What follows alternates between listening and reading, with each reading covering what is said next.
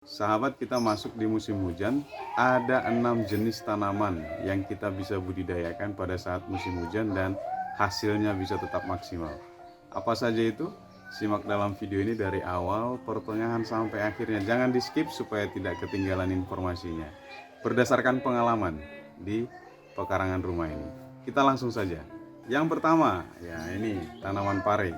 Tanaman pare ini saya tanam ini pas awal dan sekarang sedang musim hujan, ternyata bisa survive ya. Artinya tumbuhnya itu bagus, bahkan umurnya lebih panjang. Ini tanaman sudah 8 kali panen, bahkan saya sampai bosen ya. Setiap teman saya datang ke sini saya akan hadiahi minimal 2 sampai 4 pare ini ya, untuk pulang. Nah, kalau ada yang dekat-dekat rumahnya boleh main ke sini ya, ke sini ya, ke perumahan tempat saya tinggal di Karangasem ya. Ini bisa panen ini nanti. Dan tanaman ini juga tidak perlu sinar matahari penuh ya, tetapi dia perlu air ya. Jadi sekarang musim hujan intensitasnya tinggi, ini kita bisa tanam karena bagus sekali.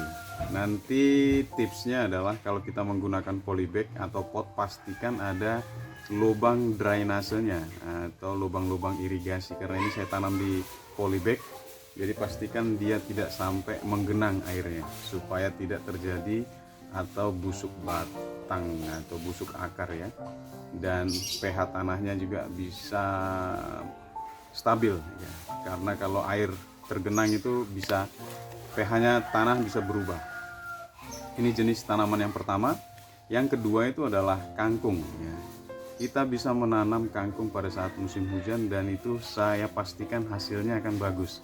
Karena apa? Tanaman kangkung itu adalah tanaman yang perlu cukup banyak air ya.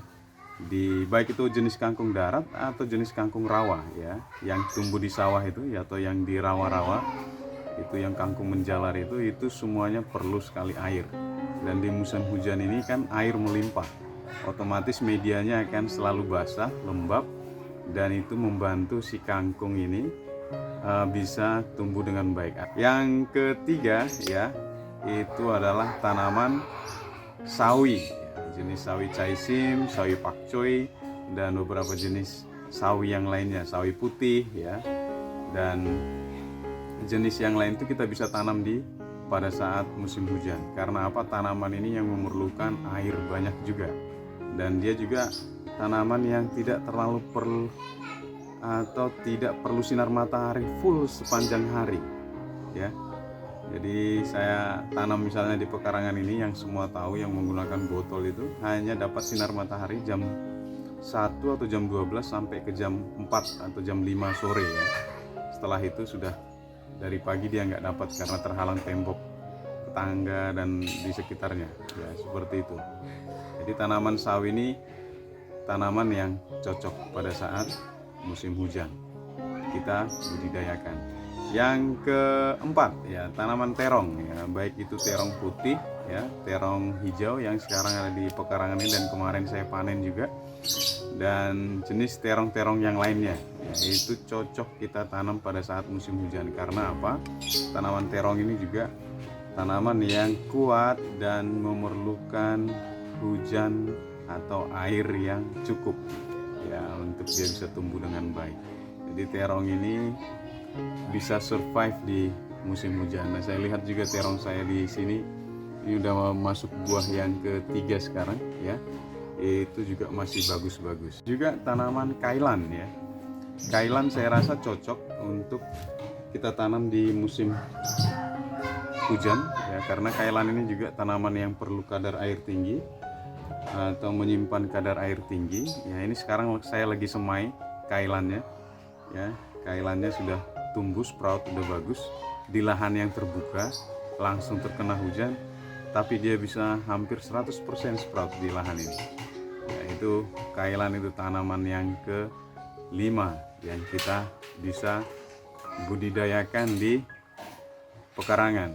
Mungkin jenis yang lain juga bisa ya, seperti kol kubis ya, kol kubis itu sama kol kubis dan kale ya, dan jenis-jenis tanaman yang lain ini tumbuh semua di sini di pekarangan ini. Dan yang berikutnya itu adalah selada ya, selada keriting, selada merah, selada atau yang keenam tadi itu ya. Itu kita bisa budidayakan di pekarangan atau di lahan yang luas pada saat musim hujan. Karena apa? Karena tanaman selada ini tanaman yang memerlukan air ya. Air yang banyak.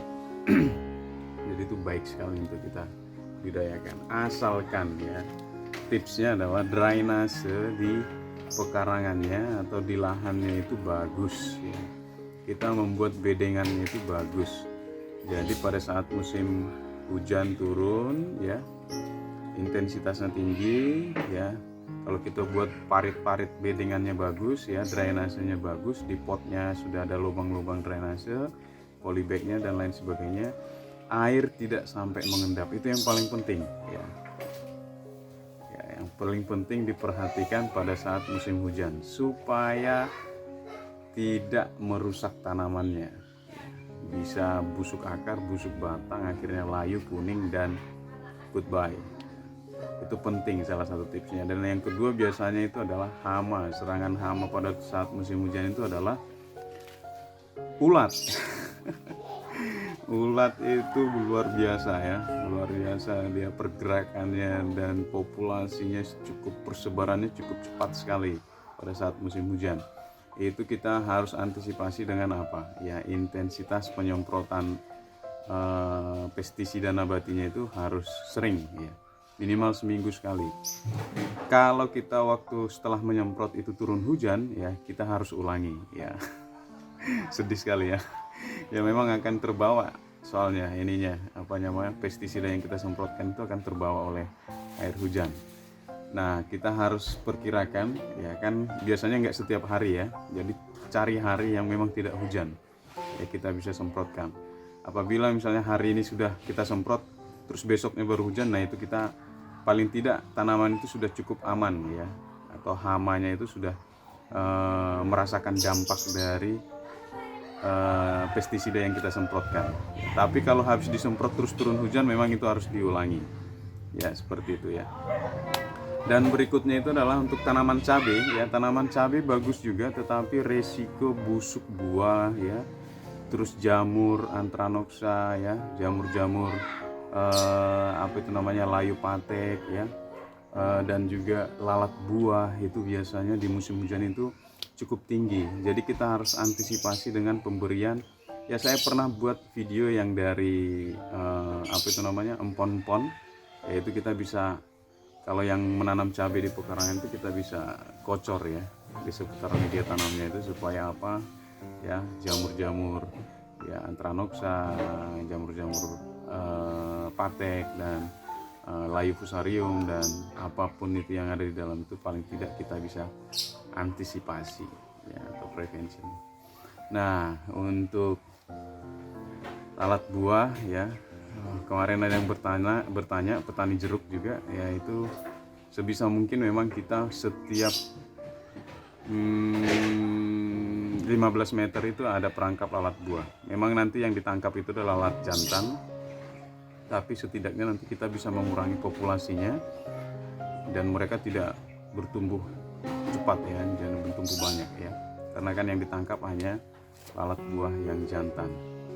Itu beberapa tips ya, jadi itu paling tidak bisa membantu bapak-bapak, sahabat ya, ibu-ibu dimanapun berada. Di musim hujan ini kita bisa tetap produktif ya, produktif menanam. Ini saya sekarang sedang menanam beberapa bibit yang baru, bahkan ini belum selesai masa panennya aja sudah ada tumbuh bibit yang baru.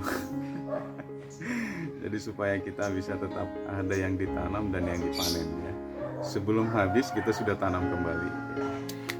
Itu rahasianya supaya kita bisa berkelanjutan, tidak akhirnya bosan dan berhenti berkebun.